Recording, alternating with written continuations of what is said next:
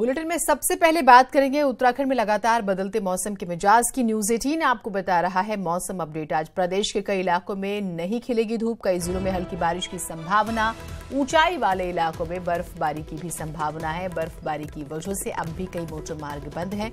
उधम सिंह नगर और हरिद्वार में कोहरे से परेशानी जो है वो हो रही है।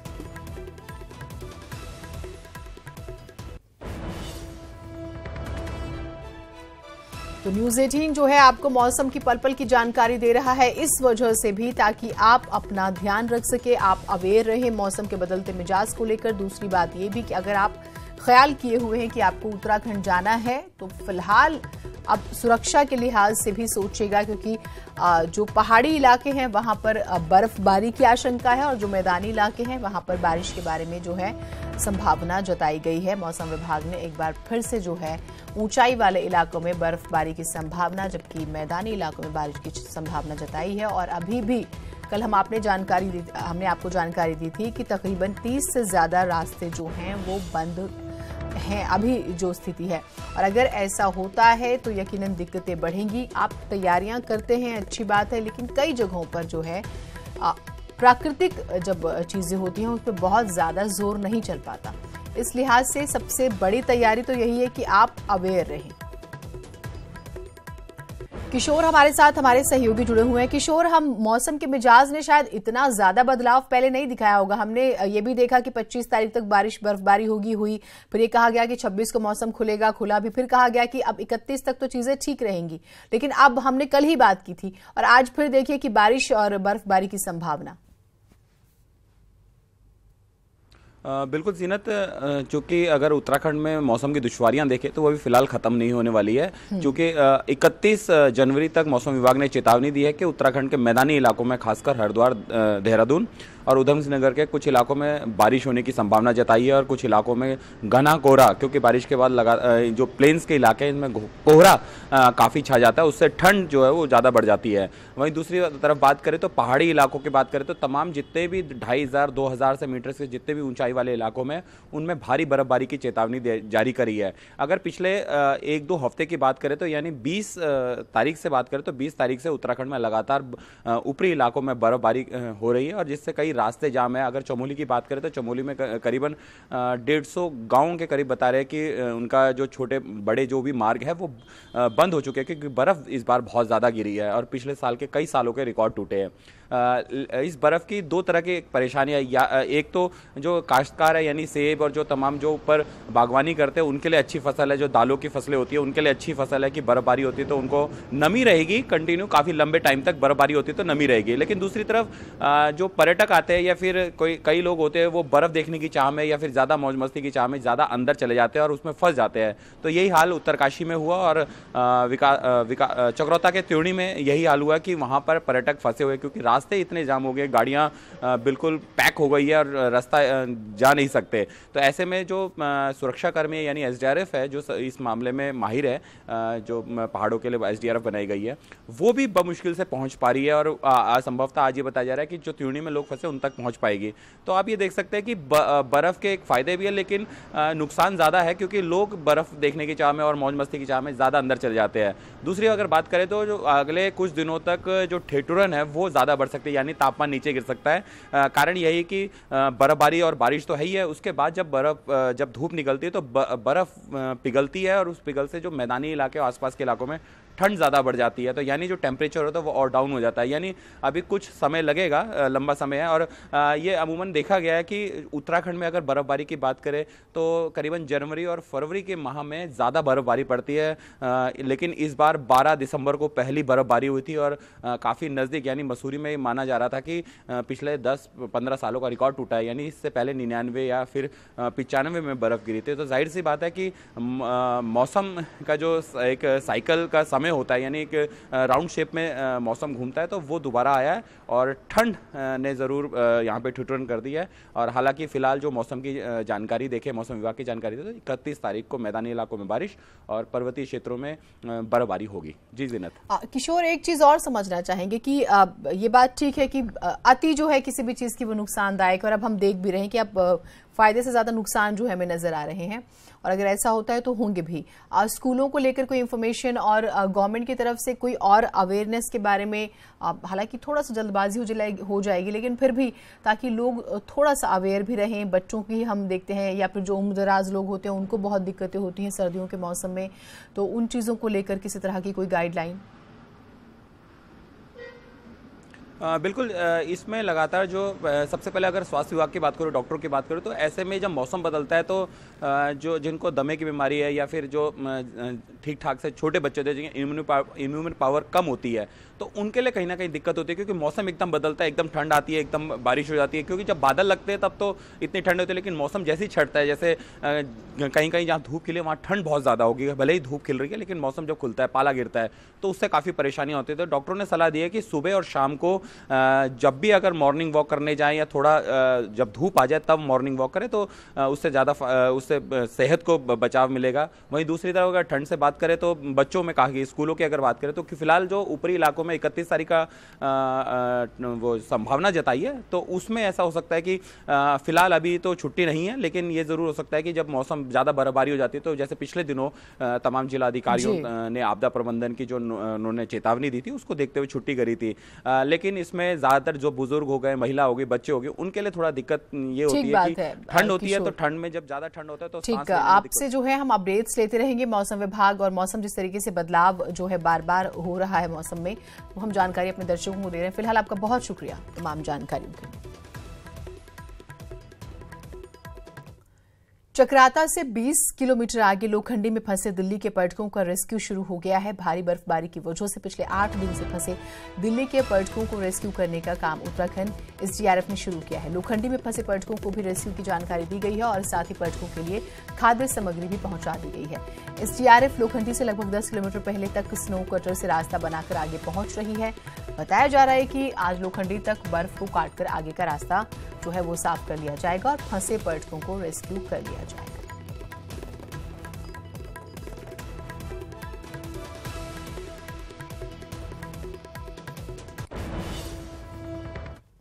उत्तरकाशी के हर्षिल में 23 जनवरी से फंसे 21 पर्यटकों में 11 पर्यटकों को सोमवार को सुरक्षित रेस्क्यू कर लिया गया। बता दें 23 जनवरी को देश के अलग अलग प्रदेशों से हर्षिल में बर्फबारी देखने आए पर्यटक रास्ता बंद होने की वजह से यहां से बाहर नहीं निकल पा रहे थे।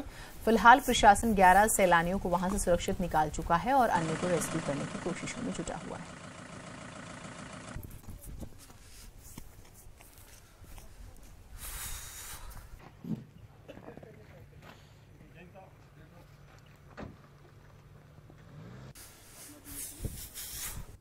आज बीआरओ के टीम ने हर्षिल के जीएनवीएन के गेस्ट रूम में फंसे 21 टूरिस्ट में से 11 टूरिस्ट को इवैक्यूएट किया और हमारे टीम यहाँ से लगभग 7 बजे मार्च कर गए थे। हम लोग वहाँ पे लगभग 12:15 बजे पहुँचे।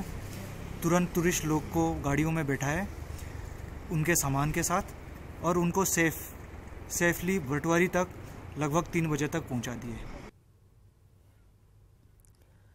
उत्तरकाशी में बीते दिनों हुई भारी बर्फबारी की वजह से गंगोत्री और यमुनोत्री हाईवे पर अभी तक यातायात सुचारू नहीं हो सका। जिले के करीब 2 दर्जन संपर्क मार्ग बंद होने से यमुना घाटी सहित विभिन्न गांवों का जिला मुख्यालय से संपर्क कटा हुआ है, जिससे ग्रामीणों को भारी परेशानियां हो रही हैं।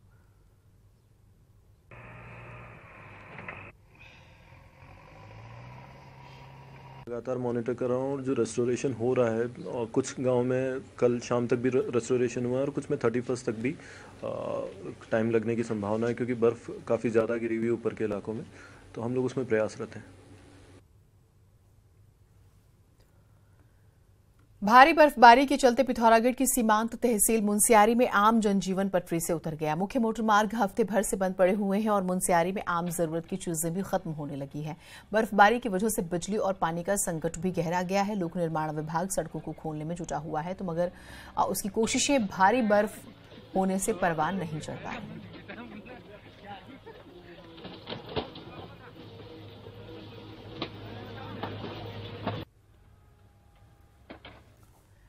उधर नैनीताल में फिर कुदरत मेहरबान हुई। सुबह चटख धूप के साथ दिन की शुरुआत जरूर हुई, लेकिन दोपहर बाद मौसम ने करवट बदली और शहर में झमाझम बारिश के साथ हल्की बर्फबारी जो है कल हुई। नैनीताल आए पर्यटकों ने भी मौसम का जमकर लुत्फ उठाया था कल। हालांकि मौसम में आए बदलाव से शहर में ठंड जरूर बढ़ी है।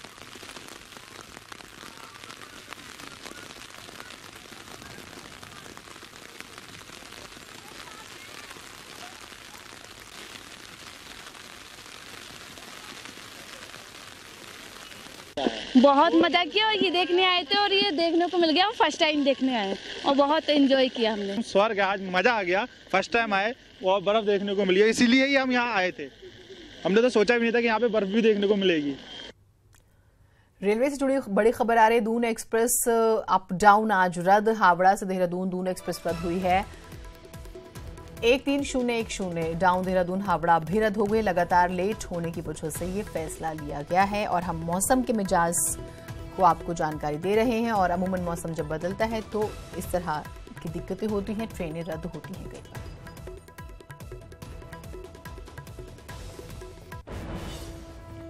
उधर गैरसैंण में भी इस सीजन में जमकर बर्फबारी हुई है। गैरसैंण में मौजूद उत्तराखंड विधानसभा भवन परिसर अपनी खूबसूरती के लिए वैसे ही प्रसिद्ध है और अब तो बर्फबारी की वजह से विधानसभा भवन परिसर की खूबसूरती और भी बढ़ गई है। लोग अब हिल स्टेशनों के साथ बर्फबारी के इस अद्भुत नजारों का दीदार करने गैरसैंण के पास भराड़ी सैंण भी पहुंच रहे हैं।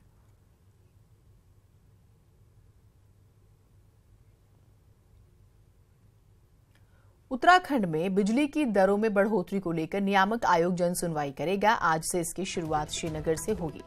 वित्तीय वर्ष 2019-20 के लिए यूपीसीएल ने टैरिफ पर 25% इजाफे का प्रस्ताव आयोग को भेजा है।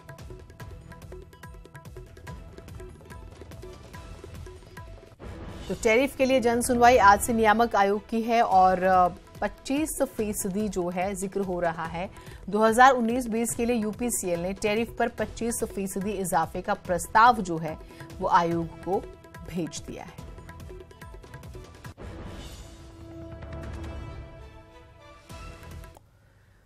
आज से कांग्रेस की परिवर्तन यात्रा का दूसरा चरण शुरू होगा। प्रदेश अध्यक्ष और इंदिरा हृदयेश के नेतृत्व में ये यात्रा निकलेगी। खटीमा से शुरू होगा परिवर्तन यात्रा का दूसरा चरण। 1 फरवरी को काशीपुर में खत्म हो जाएगी परिवर्तन यात्रा। तो परिवर्तन यात्रा जो है वो शुरू कर रही है कांग्रेस। कुल मिलाकर 19 की तैयारियां हैं। पार्टी को एकजुट दिखाने की कोशिश है और ज्यादा से ज्यादा जो नाराजगियां हैं लोगों में उनको दूर करना और सरकार की जो कमियां हैं उन्हें लोगों तक पहुंचाना। कुछ इन्हीं इरादों के साथ कांग्रेस की हम बात कर रहे हैं। नेतृत्व में जो है एक यात्रा निकल रही है तमाम बड़े लीडरान की। उधर मीटू प्रकरण में सुर्खियों में रहे बीजेपी के पूर्व संगठन महामंत्री संजय कुमार के खिलाफ रेप की धारा के बाद भी पुलिस भारी राजनीतिक दबाव की वजह से गिरफ्तारी करने से बच रही है। अब अधिकारी भले ही इस मामले पर कैमरे पर कुछ भी बोलने से बच रहे हों, लेकिन अधिकारियों ने बताया है कि अगले 15 दिन में इस मामले की तस्वीर काफी हद तक साफ कर ली जाएगी। वैसे सूत्रों की माने तो मामले में पुलिस आरोपी नेता के खिलाफ चार्जशीट तैयार कर जल्द ही कोर्ट में दाखिल कर अपना पल्ला झाड़ना चाहती है। अगर ऐसा होता है तो कोर्ट के आदेश पर ही आगे की कार्रवाई सुनिश्चित की जाएगी। अब सवाल ये भी है कि आखिर दुष्कर्म के आरोपी की गिरफ्तारी में इतना वक्त कैसे लग सकता है। हालांकि पेंच ये भी है कि पुलिस के लिए कुछ हद तक रुकावट बना हुआ है क्योंकि आरोपी नेता ने पहले ही हाईकोर्ट से इस पर स्टे ले लिया।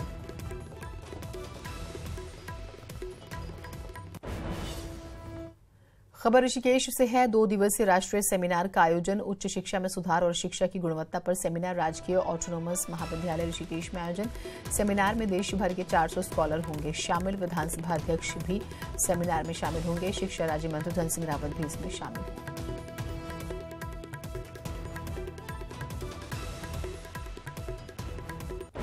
का खबर हल्द्वानी से है। स्टेट एथलेटिक्स चैंपियनशिप आज उसका आगाज होगा। स्टूडेंट जो हैं स्कूल स्टूडेंट्स के बीच ये चैंपियनशिप हो रही है। आज और कल जो है ये चलेगा कार्यक्रम। FTI मैदान में खेल का आयोजन हुआ है। खेल मंत्री अरविंद पांडे इसकी शुरुआत करेंगे।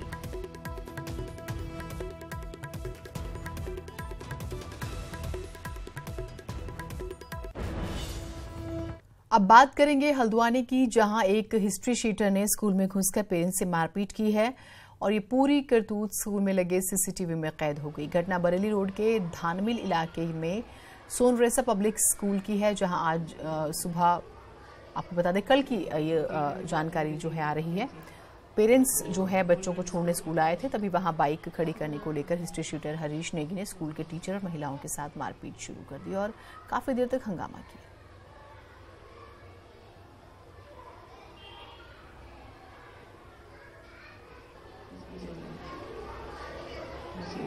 गेट में भी गिराते हुए देखिए, ये देखिए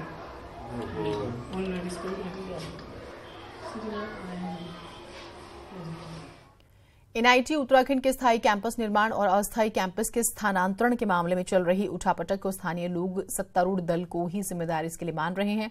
बावजूद इसके सरकार अपनी विफलता मानने को तैयार नहीं है। रिपोर्ट। देश में मौजूद कुल 31 एनआईटीज में से एक श्रीनगर स्थित एनआईटी उत्तराखंड से 600 छात्रों को जयपुर कैंपस में शिफ्ट किया गया। वहीं एनआईटी बीओजी में अगले शैक्षणिक सत्र को जीरो सेशन संबंधी निर्णय की चर्चाओं के बीच भी सरकार हकीकत स्वीकारने को तैयार नहीं। इससे स्थानीय जनता काफी नाराज नजर आ रही है। और यहाँ पे एनआईटी का निर्माण करने के बजाय यहाँ पे इन्होंने तो जनता को बेवकूफ बना रखा है और कह रहे हैं कि साहब बनेगी यहीं बनेगी, एनआईटी नहीं उठेगी, और एनआईटी उठा के राजस्थान जयपुर ले चुके हैं। सरकार कहती रही कि एनआईटी शिफ्ट नहीं होगा, बावजूद इसके एनआईटी जयपुर लगभग शिफ्ट हो चुका है। अगर बीओजी ने कोई प्रस्ताव पास किया होगा तो वो भी जो है भारत सरकार के मंत्री के पास जाते हैं, और जब मंत्री स्तर पर मुख्यमंत्री स्तर पर एक बार निर्णय हो चुका है तो उस निर्णय को बदलना बहुत कठिन होता है। और मुझे आशा है कि एनआईटी का काम अब जल्दी शुरू हो जाएगा। क्योंकि थोड़ा विवाद को जो बढ़ा चढ़ा करके बना दिया गया, हमारा प्रयास है उसको सुलझाया जाए, क्योंकि एनआईटी भारतीय जनता पार्टी की सरकार ने यहाँ पर खोला था और बड़े विश्वास के साथ खोला है, और वो एनआईटी माननीय मुख्यमंत्री जी कह चुके हैं, उसको हम जाने नहीं देंगे। राज्य सरकारों की ओर से राष्ट्रीय स्तर के संस्थान एनआईटी पर हमेशा लापरवाही बरतने का ही परिणाम है कि एनआईटी उत्तराखंड को बतौर सैटेलाइट कैंपस जयपुर में स्थापित कर दिया गया, और इसके बाद भी जनता को भ्रम में रखने का क्रम जारी है। सुधीर भट्ट, न्यूज़ 18, पौड़ी गढ़वाल। उधर देहरादून में सट्टा लगाते 3 आरोपी गिरफ्तार हुए हैं। मैच के दौरान ये सट्टा लगा रहे थे। प्रेमनगर क्षेत्र में किराए पर रहते थे तीनों सट्टेबाज। 6 मोबाइल फोन, लैपटॉप सहित 54,000 रुपए इनके पास से बरामद हुए।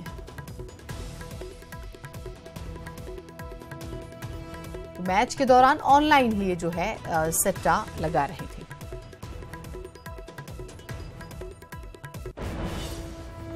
और अक्सर घर से दूर जाकर पढ़ने वाले स्टूडेंट्स कई बार अकेलापन महसूस करते हैं और माँ बाप को कई बार पता भी नहीं चल पाता कि उनका बच्चा आखिर कर क्या रहा है। लेकिन अब देहरादून के दून मेडिकल कॉलेज में पेरेंट्स को अपने बच्चों की हर एक्टिविटी के बारे में जानकारी मिलेगी।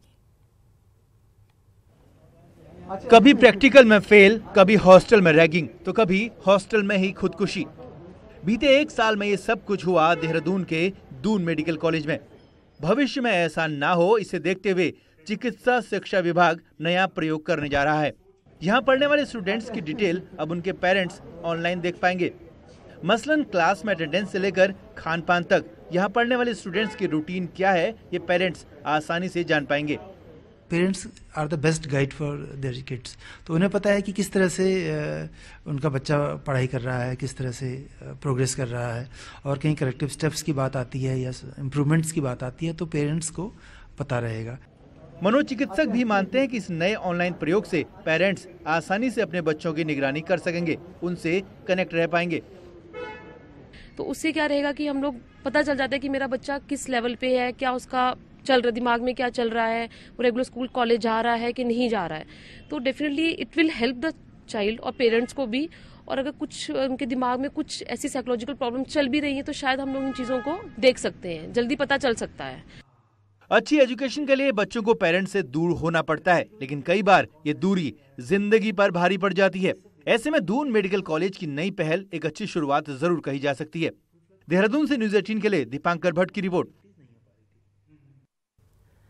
2018 में हल्द्वानी में एक हुए बहुचर्चित पूनम हत्याकांड और साल 2013 में हल्द्वानी में हुए नितिन टम्टा की संदिग्ध मौत के मामले में कुल 10 संदिग्ध आरोपियों का लाई डिटेक्टर टेस्ट करने के लिए सीबीआई सीएफएसएल की टीम दिल्ली से रुद्रपुर पहुंच गई है। टीम ने सोमवार को नितिन टम्टा की मौत के मामले में कुल 7 संदिग्ध आरोपियों में से एक आरोपी का जो है वो टेस्ट किया और आरोपियों से गहन पूछताछ उन्होंने शुरू कर दी है। अब 31 जनवरी तक रुद्रपुर के विधि विज्ञान प्रयोगशाला में सभी संदिग्ध आरोपियों का लाई डिटेक्टर टेस्ट होगा और उसके आधार पर आगे की इन्वेस्टिगेशन बढ़ाई जाएगी। हमारी पहुंच आपकी ताकत है। न्यूज 18 उत्तराखंड को देखने के लिए आप लॉग इन कर सकते हैं news18uk.com, फेसबुक पेज है /news18uk और हमारा यूट्यूब चैनल है /news18UP उत्तराखंड। नमस्कार।